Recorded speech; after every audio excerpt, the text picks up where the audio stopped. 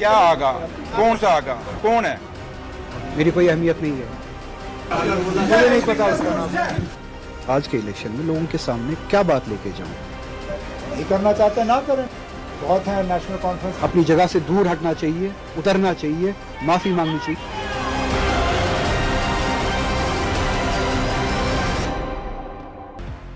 क्या आगा? कौन सा आगा? कौन है? मुख्यमंत्री और सांसद की लड़ाई अब सड़क पर आई।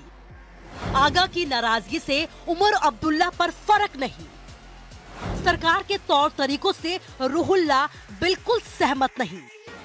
आज के इलेक्शन में लोगों के सामने अपनी लड़ाई पर अड़े रुहुल्ला बड़गाम में नहीं करेंगे प्रचार। रूठे आगा को मनाने की जगह सीएम कर रहे वार पर वार।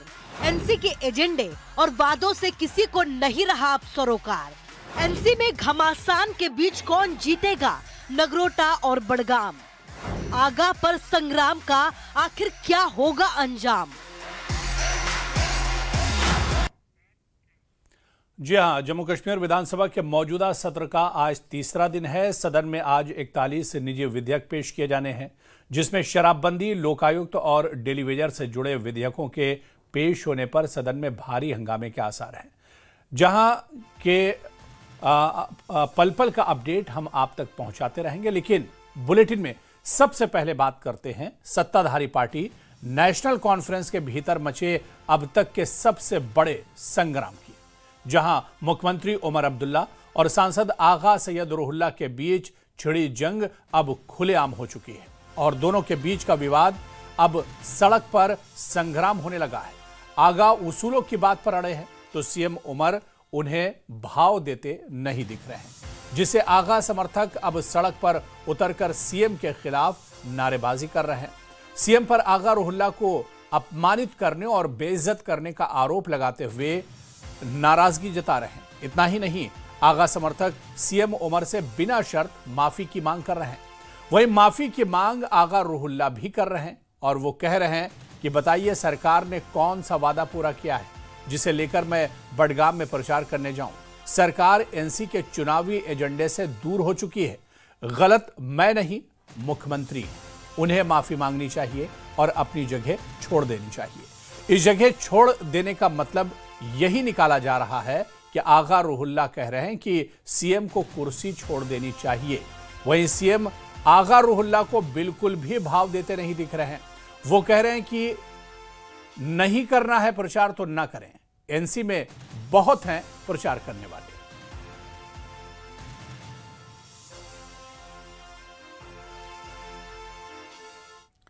और अब हम आपको सीएम के खिलाफ सड़क पर संग्राम की तस्वीरें भी दिखाएंगे और आगा समर्थकों में भड़की आग से वाकिफ भी कराएंगे। मगर पहले सुनिए आगा पर सीएम और आगा के ही अंदर की आग के बारे में।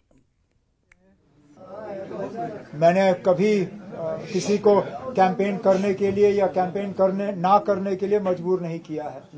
नहीं करना चाहते ना करें ना, कोई बात नहीं।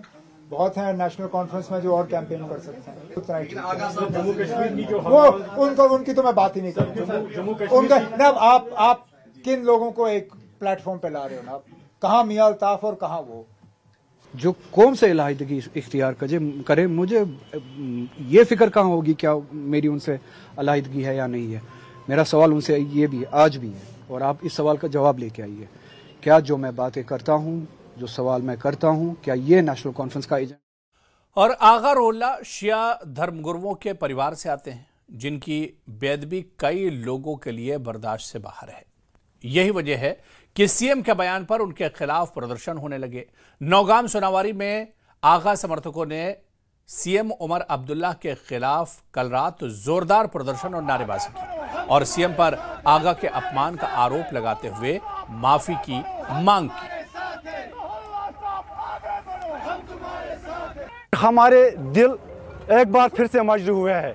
हमारा कायद, हमारा लीडर आगा रुहुल्ला मेहदी साहब एक ऐसा लीडर है जिसने इन लोगों को दिन के टाइम में, रात के टाइम में भी, आपने देखा होगा कि इस नौगाम के अड़े में भी रात के 12 बजे वो यहाँ से निकला है। क्यों?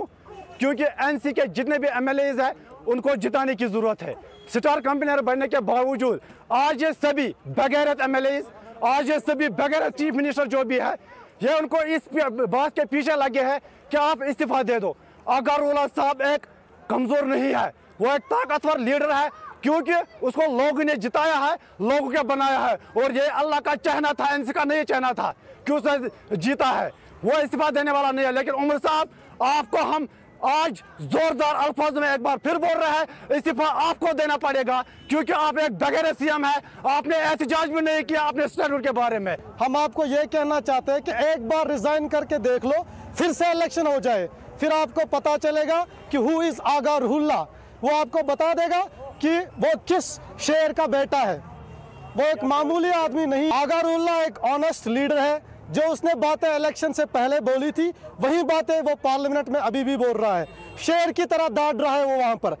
इलेक्शन कैंपेन में अगर रुहुल्लाह नहीं आए तो आपको पता है कि हार हमारी पक्की है। सियासत में उमर अब्दुल्ला का कद आगा रुहुल्लाह से बड़ा है, लेकिन आगा रुहुल्लाह का कद ऐसा है कि आप उन्हें चाहे ना चाहें उन्हें इग्नोर नहीं कर सकते हैं। उनके खिलाफ कुछ बोलने से पहले बहुत सोचना होगा। यही वजह है कि नेशनल कॉन्फ्रेंस के नेताओं को यह समझ नहीं आ रहा है कि वो क्या बोलें, किसके पक्ष में बोले और किसके पक्ष में नहीं बोले। एनसी विधायक मीर मोहम्मद फैयाज ने कहा कि जो भी मसले हैं या लड़ाई है, सार्वजनिक नहीं होनी चाहिए, मिलकर बात करनी चाहिए। सुनिए। अगारुल्लाह साहब को भी अपने लीडरशिप के साथ बात करनी चाहिए और दोनों मिलकर बैठे, क्योंकि ये घर हमारा है। तो अगर कुछ गिले शिकवे है वो बैठ के दूर किया जा सकेगा। अगारुल्लाह साहब की हम इज्जत करते हैं, लेकिन उमर साहब हमारे बास है, हम अपने बास के साथ है। लेकिन जहां पर दोनों को बैठ के, और अगारुल्लाह साहब तो डॉक्टर साहब कहते हैं कि मेरा बेटा है, उसको डॉक्टर साहब के साथ भी बात करनी चाहिए, उमर साहब के साथ बात करनी चाहिए। लोगों के मसले हैं उनके, वो भी लोगों की बात करें, और उमर साहब भी जिस तरह मेहनत कर रहे हैं कि हम सब मिलकर लोगों की बात करते हैं, तो हमें मिलकर बैठ के लोगों की खिदमत करनी चाहिए। और जम्मू कश्मीर को जो इस वक्त मसले मसाइल है, जो एक परेशानी है, इसको दूर करने के लिए हम सबको एक साथ होकर अपने घर में रहकर। आपको लगता है कि गुंजाइश है अब मुफाहमत की दोनों के बीच में? देखिए, अपने घर में तो कभी ये चीजें होती रहती है, लेकिन हमें मिलकर हम सबको इसमें कोशिश करनी चाहिए कि कहीं पर कोई गैप न रहे। वहीं बीजेपी एनसी ने पिछड़े घमासान को लेकर सीएम उमर अब्दुल्ला पर हमलावर है। बीजेपी नेता अभिजीत जसरोटिया ने कहा कि नेशनल कॉन्फ्रेंस ने अपने मैनिफेस्टो में जो वादे किए थे, जनता उसका जैसे हिसाब मांग रही है, वैसे ही उसके नेता भी सीएम से सवाल पूछ रहे हैं। देखिए, आज जो भी बात अगारुल्लाह साहब ने कही है, बेसिकली जम्मू कश्मीर की जनता जो है वो भी वही फील कर रही है जो इनके नेता फील कर रहे हैं। क्योंकि आपने गलती नेशनल कॉन्फ्रेंस वालों ने ये कर दी कि 60 साल से जो आप लोगों को झूठ बोलते थे उसको लिख कर नहीं दिया करते थे। इस बार पहली बार आपने लिख कर दे दिया मैनिफेस्टो के रूप में। और आज जब आप लोग से पूछ रहे हैं मेरे 200 यूनिट फ्री बिजली के कहां है, तो आप बोलते हैं पहले पैसे दो फिर बिजली देंगे, पहले पैसे दो फिर आपको पानी देंगे। वो समय दूर नहीं है, आप कहोगे पहले पैसे दो फिर सड़कें देंगे। और मुझे लगता है आपका बस नहीं चलता, वरना आप ये भी कह देते कि हवा भी आपको तब मिलेगी कि जब आप हमें पैसे दोगे। आज लोग ठगा हुआ महसूस कर रहे हैं, और जिसकी भी इनर कॉशियस क्लियर होगी वो इसी तरह की बात करेगा। भले वो अभिजीत जसरोटिया हो, भले वो अगारुल्लाह साहब हो, भले पीडीपी का कोई नेता हो, जो सच की बात करेगा वो ही बात करेगा। सबसे बड़ी बात मैं कहना चाहता हूं, और मैं बड़ी जिम्मेदारी से बात बोलना चाहता हूं, आज आप नेशनल कॉन्फ्रेंस के सभी लीडर्स, सभी वर्कर्स के लाई डिटेक्शन टेस्ट कर लीजिए। अगर आप उनका ये टेस्ट करेंगे, उसके बाद आपको सबको पता लगेगा कि आज सभी उमर साहब को वही कहना चाहते हैं जो इनके ये नेता कह रहे हैं। तो जम्मू कश्मीर में नेशनल कॉन्फ्रेंस के अंदर सब कुछ ठीक ठाक नहीं, और अब यह चीज किसी से ढकी छुपी नहीं रही है। जिस तरह से आगा सैयद रुहुल्लाह लगातार अपनी ही सरकार पर हमला करते रहे हैं, उमर अब्दुल्ला से सवाल पूछते रहे हैं, अब सीएम उमर अब्दुल्ला ने भी आगा सैयद रुहुल्लाह पर पलटवार किया है। और इसी पर बातचीत करने के लिए सीधे रुख करेंगे, हमारे सहयोगी समीर भट्ट हमारे साथ जुड़े हुए। समीर, ये माना जा रहा था पिछले कुछ महीनों से या कुछ दिनों से कि नेशनल कॉन्फ्रेंस के अंदर सब कुछ ठीक ठाक नहीं चल रहा है, लेकिन अब जो अंदेशा था, जो बात ढकी छुपी थी, अब वो खुलकर दरअसल सामने आ गई है। देखिए हुरैरा, अगर हम पीछे बैकग्राउंड में देखें तो आगा रुहुल्लाह जब 2019 में 5 अगस्त 2019 में 370 हट गया था, उसके बाद लगातार आगा रुहुल्लाह जो है सोशल मीडिया, खासकर ट्विटर के जरिए लगातार अपनी पार्टी लीडरशिप से नाराजगी प्रकट कर रहे थे, इजहार कर रहे थे। उनका ये कहना था कि देखिए 370 हटाया गया है, लेकिन आपको जिस तरह से इसके खिलाफ मोर्चाबंदी करनी चाहिए आप नहीं कर रहे हैं। आपको सड़कों पे आना चाहिए, ये वक्त है सड़कों पे आने का, ये वक्त है भूख हड़ताल शुरू करने का, ये वक्त है एक बड़े पैमाने पे जागरण अभियान, एक अवेयरनेस कैंपेन इस धारा 370 हटाने के खिलाफ करने का। लेकिन आप कुछ नहीं कर रहे हैं। धीरे धीरे उनके जो ट्वीटर्स हैं लगातार आते रहे और अपनी नाराजगी वो जाहिर करते रहे, लेकिन कभी किसी ने ये सोचा नहीं था कि ये वक्त भी आएगा कि उमर अब्दुल्ला और आगा रुहुल्लाह आपस में बात करना भी बंद कर देंगे और एक दूसरे के खिलाफ इस तरह से हमलावर होंगे।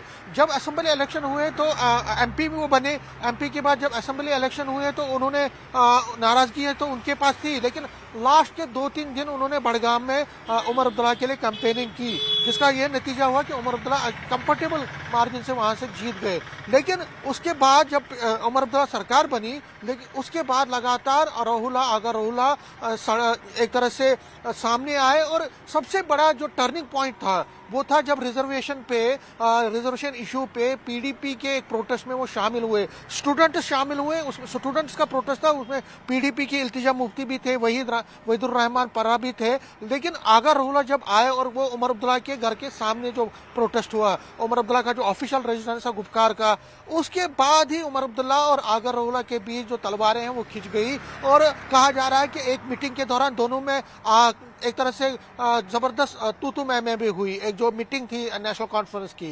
तो उसके बाद अब आपने देखा कि किस तरह से आगा रुहुल्लाह अब बड़गाम के इलेक्शन में हिस्सा नहीं ले रहे हैं, कैंपेनिंग में हिस्सा नहीं ले रहे, और जिस तरह से वो अब अटैक कर रहे हैं, सीधा हमला बोल रहे हैं उमर अब्दुल्ला पे। और कल जिस तरह से उन्होंने बयान दिया कि कोई भी एक वादा पूरा नहीं हुआ है और जो पॉलिटिकल नैरेटिव्स थे, जो पॉलिटिकल वादे थे वो भी पूरे नहीं हुए, जो डेवलपमेंट के वादे थे वो भी पूरे नहीं हुए। तो कहीं ना कहीं बड़ा हमला उमर अब्दुल्ला पे, और उमर अब्दुल्ला ने जिस तरह से कहा कि कहाँ मियां अल्ताफ और कहाँ आगा रुहुल्लाह, और आगा रुहुल्लाह की वो बात नहीं करना चाहते, तो ये पहला मौका नहीं है कि जब उमर अब्दुल्ला ने ये कहा कि आगा रुहुल्लाह की बात वो नहीं करना चाहते। जब जम्मू में भी वो प्रेस कॉन्फ्रेंस में शरीक हुए, जब मैंने उनसे आगा रुहुल्लाह के बारे में पूछा तो उन्होंने कहा कि मैं उस पर उनके बारे में कुछ ज्यादा बात नहीं करना चाहता हूं। लेकिन अपोजिशन को एक मौका मिल गया है। देखिए अपोजिशन ताक में रहती है और खासकर बीजेपी हो, पीडीपी हो, वो कहते हैं कि देखिए अंदर खाने आपके अपने लीडर ये कह रहे हैं कि वादा कोई पूरा नहीं हुआ, हम भी तो यही कह रहे हैं, आप हम पे टारगेट कर रहे हैं, हम अपोजिशन में है तो हमारी बात सुन नहीं रहे। लेकिन आपके अपने लोग जो आपके एमपीज हैं, जो आपके अपने कदावर नेता हैं, मियां अल्ताफ हो या आपके आगा रुहुल्लाह है, बड़े नेता है, ये आपकी बात ये कह रहे हैं कि कोई वादा पूरा नहीं है, तो उस पर आप क्या कहेंगे? और सबसे बड़ी हुरैरा बात है कि अब 11 तारीख को इलेक्शन होने हैं बड़गाम। लेकिन समीर बड़ा सवाल ये उठता है कि आपने जम्मू कश्मीर की सियासत को बहुत करीब से देखा है, नेशनल कॉन्फ्रेंस की खासतौर से सियासत, आगा रुहुल्लाह, उमर अब्दुल्ला का साथ, डॉक्टर फारूक अब्दुल्ला की लीडरशिप। अब ये जो तनाजा है, ये जो पूरी लड़ाई अब निकलकर सामने आ गई है, इसका अंजाम समीर क्या देख रहे हैं? देखिए मुझे लगता है कि अंजाम बहुत ही कड़वा हो सकता है। आगा रुहुल्लाह ऐसे लीडर हैं कि जिनकी बॉडी लैंग्वेज से भी लगता है और जिनकी बातों से भी लगता है कि वो कुछ ना कुछ बड़ा फैसला आगे करने कर सकते हैं, ऐसा लगता है। हालांकि अभी नेशनल कॉन्फ्रेंस में ही रहेंगे, नेशनल कॉन्फ्रेंस में ही अपनी बात करेंगे, लेकिन उनका निशाना कुछ और भी है। जिस तरह से उन्होंने पिछले 4-5 सालों से मैं उनको ट्रैक कर रहा हूं, जब से ये धारा 370 हटी है तब से लगातार मैं उनकी ट्विटर्स को, उसके सोशल मीडिया, उनके स्टेटमेंट्स को जो देखता हूं तो ये पाता हूं कि नेशनल कॉन्फ्रेंस में ही वो एक अलग से एक बड़े नेता के तौर पर उभरना चाहते हैं, और उसमें कुछ सक्सेस उनको मिली है, थोड़ी बहुत सक्सेस मिली है, कुछ लोग उनकी बातों से सहमत हो रहे हैं और उनका अपना एक दबदबा भी है, रूहानी लीडर है वो तो आपको पता ही है। लेकिन कुछ लोग भी हैं जो आगा रुहुल्लाह को, हालांकि पार्टी के जो ज्यादातर नेता हैं वो उमर अब्दुल्ला के साथ लॉयल है, पार्टी के साथ लॉयल है, लेकिन आगा रुहुल्लाह अपनी एक बेस बनाना चाहते हैं और बेस बनाने के वो अपनी एक अलग पहचान बनाना चाहते हैं, और वो एक कश्मीर के एक बड़े नेता के तौर पर उभरना चाहते हैं। वो ये दिखाना चाहते हैं कि कश्मीर की जो एस्पिरेशन है, कश्मीर के लोगों की जो एस्पिरेशन है, एक्सपेक्टेशन है, उनको पूरा करने के लिए वो वहां पे खड़े हैं, और यही बात उनको लग रही है। उनको लग रहा है कि कल हो सकता है कि एक बड़े नेता के तौर पर उनकी पहचान बन सकती है। पॉलिटिकली, सियासी तौर पर वो कितना कामयाब होते हैं वो आने वाला वक्त बताएगा। क्या वो नेशनल कॉन्फ्रेंस से बाहर जाएंगे और अपनी एक नई पॉलिटिकल पार्टी भी बनाएंगे, वो आने वाला वक्त बताएगा। लेकिन जिस तरह से वो बातें करते हैं, जिस तरह के वो उनके स्टेटमेंट है, कहीं ना कहीं नेशनल कॉन्फ्रेंस में भी अपनी एक अलग स्पेस, अपनी एक अलग पहचान और लोगों में, खासकर कश्मीर के कॉन्स्टिट्यूंसी में और खासकर उसमें मैं कहता हूं कि एक विशेष वर्ग के लोगों के लिए वो एक अलग से पहचान बनाना चाहते हैं। और जिस तरह से वो रिजर्वेशन इशू पर, धारा 370 इशू पे और बाकी जो प्रिजनर्स है बाहर के, वो जो जम्मू कश्मीर वापस लाने की या उनको रिहा करने की बात पे जोर दे रहे हैं, कहीं ना कहीं वो अपनी एक सेपरेटिस्ट, जिसको हम कहेंगे सॉफ्ट सेपरेटिज्म का भी एक तड़का वो लगा रहे हैं अपने नैरेटिव्स में।